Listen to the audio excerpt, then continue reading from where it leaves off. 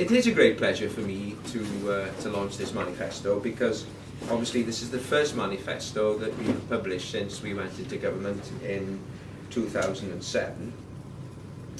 And we recognise, obviously, that is a great responsibility on us, because clearly now we are putting forward a manifesto for implementation by Plaid Cymru run authorities, or where we will share responsibility for running local authorities, as we expect after the elections on the 1st of May. And I think the theme that we're adopting for this particular manifesto is one of change, moving Wales forward, because one of the things that we will be stressing during the campaign, and that is highlighted in the Innovate ideas, which Helen will be mentioning a little bit later on, is that we don't want to run local authorities like they've been run at the moment, like business as usual, doing the things that local authorities always do. We want to create a bit of excitement into these elections, to give people the feeling that if they vote Plaid, and obviously we hope that they will in substantial numbers, they will see a local authority that has been run differently and implementing different policies.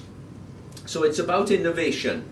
It's about lifting the dead hand of business as usual, creating, if you like, a new environment in which local authorities can generate new ideas, fresh thinking into the policies of local government. And we obviously have the Innovate ideas, the 8 ideas that have already been announced, but today also we want to mention to you, alongside those, some of the ideas we have for reinvigorating the core services that local authorities are responsible for running. So I'll now ask Helen to go through the Innovate ideas and some of the core services, and I will then have 1 or 2 things to say before the end.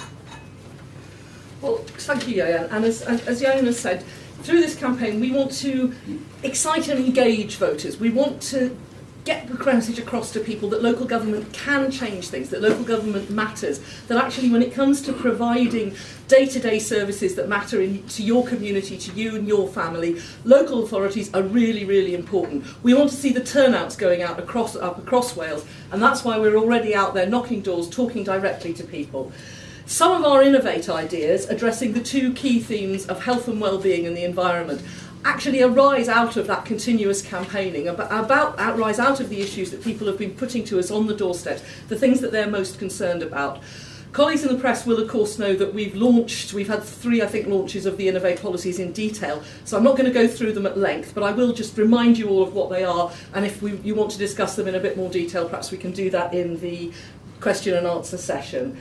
Of course, not all these policies will be appropriate to every local authority in Wales, so we wouldn't be expecting every Plaid council to pick up all 8 of them and run with them. But we would expect councils that Plaid is running, or councils where Plaid has a strong influence, to be picking up and running with those that suit them and their community best. So as I said, addressing themes of health and well-being and the environment, we'd be looking to install green roofs onto all new-built, flat-roofed, council-owned properties, and investigating how we could retrofit on selected existing buildings and install water harvesting devices. We'd look to develop innovative new underground rubbish and recycling bins in new developments, again to improve the quality of people's environment. By 2012, all school buses tendered by Plaid-governed local authorities will reach the Euro 4 emissions standards, very important for us to meet our carbon targets. Plaid-run councils will support the development of car-sharing schemes.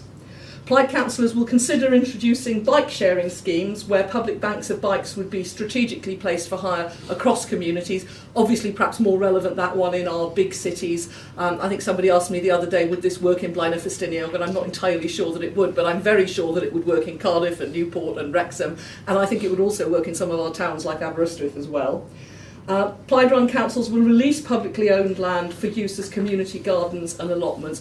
We've seen this big enthusiasm developing for people growing their own food. We know that across Wales in many communities we've got long waiting lists for allotments. We've also got publicly owned land lying derelict, not being used for anything. So again, hitting the 2 targets of health and well-being through healthier food and exercise and improving the environment.